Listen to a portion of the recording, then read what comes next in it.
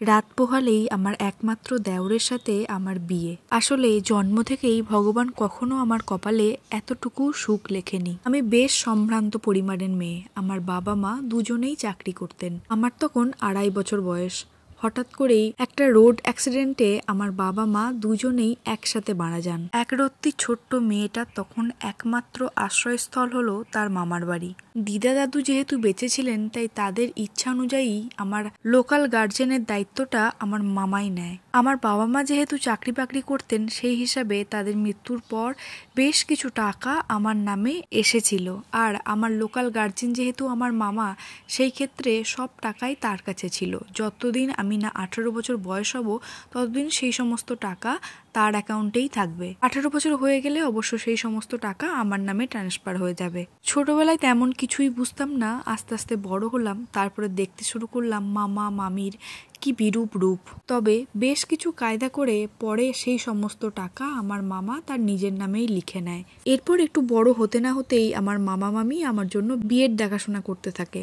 আসলে যে কোনো প্রকারে এই আপদটাকে বিদায় করলেই হয় আর কি। আসলে আমার পাশের বাড়িতে বেড়াতে আসা একজনের আমাকে ভীষণ পছন্দ হয়েছিল, আর সে চেয়েছিলেন তার ছেলের সাথে আমাকে বিয়ে দিতে। মামা মামি তো এমনিতেই চাইছিল, আর তার উপর তিনি যখন যেচে এই সম্বন্ধটা নিয়ে এসছে, তারা এক বাক্যে হ্যাঁ করে দিয়ে আমাকে সঙ্গে সঙ্গেই বিয়ে দিয়ে দেয়। শ্বশুরবাড়ির মানুষজন আমাকে ভীষণ পছন্দ করতেন। আমার স্বামীও ছিল ভীষণ ভালো, কিন্তু ওই যে ভালো সুখ এই সমস্ত জিনিস আমার কপালে তো সয় না। শ্বশুরবাড়িতে একদিন অনেক মানুষজন এসেছে, তাদের সকলের জন্য চাটা করছি সন্ধ্যাবেলা আর কি।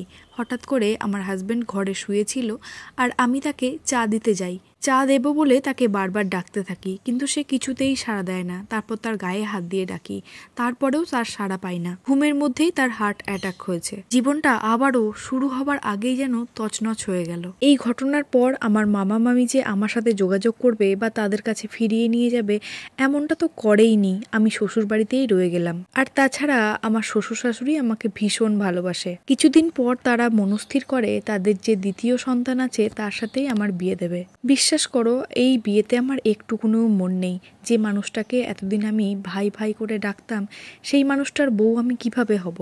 কিন্তু জোর করে আমার শ্বশুর শাশুড়ি ননদ এরা সবাই মত করিয়েছে। আমি তো একবারে নাই করেছি।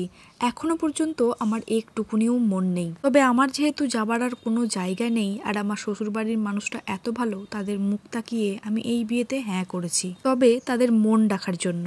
আমার মনে অন্য কিছু চলছে। আমি কিছু জামা কাপড়ও গুছিয়েছি। সুযোগ বুঝলেই আমি এখান থেকে চলে যাব। যে মানুষটাকে এতদিন ভাই হিসাবে মেনে এসেছি, তাকে আমি আমার স্বামীর জায়গা কিছুতেই দিতে পারবো না। এই গল্পের সাথে আমার জীবনের কোনো মিল নেই, ভালো লাগলো তাই শেয়ার করলাম। তোমরা যদি তোমাদের জীবনের গল্প আমার সাথে শেয়ার করতে চাও, অবশ্যই ইনবক্স করতে পারো।